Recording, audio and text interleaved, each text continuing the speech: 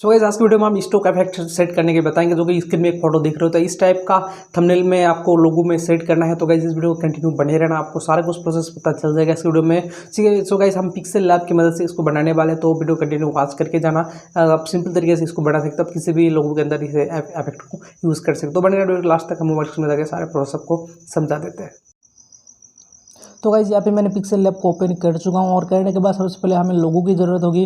आपके पास भी बहुत सारा लोगो हो सकता है, डाउनलोड कर लेना आपका, या फिर जो भी आप लोगो सेट करना चाहते हो अपने थंबनेल में, वो लोगो आपके पास होना चाहिए।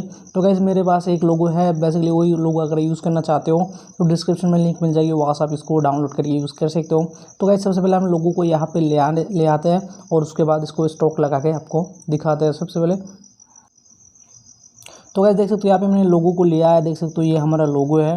तो गाइस इस लोगो को आप यूज़ करना चाहते हो तो डिस्क्रिप्शन में लिंक मिल जाएगी, वहाँ से आप इसको डाउनलोड करके यूज़ कर लेना। सो गाइस इसके अब स्टॉक लगाना है।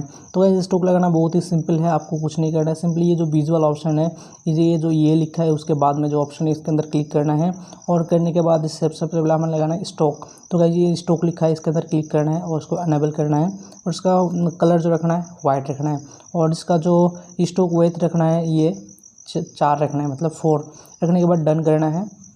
करने के बाद आपको यहाँ पे लगाना है शेडो, ये जो शेडो लिखा है इसके अंदर क्लिक करना है, इसको एनेबल करना है और इसका कलर रखना है रेड।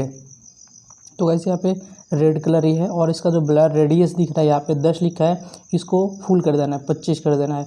ओके, करने के बाद डन करना है। इसके बाद आपको करना है इनर शेडो लगाना है, ये जो इनर शेडो लिखा है तो इसको लगाना है, इसको एनेबल करना है, इसका कलर भी रखना है रेड।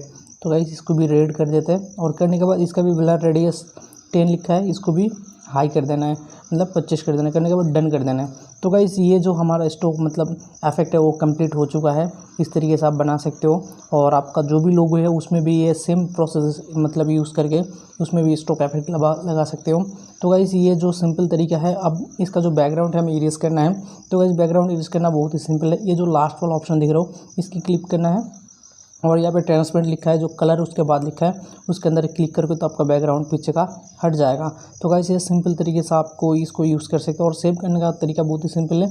ये जो सेव का ऑप्शन दिख रहा है इसके अंदर क्लिक करोगे, सेव एज इमेज करोगे और ये जो आएगा सेव टू गैलरी, इसके अंदर सेव हो जाएगा।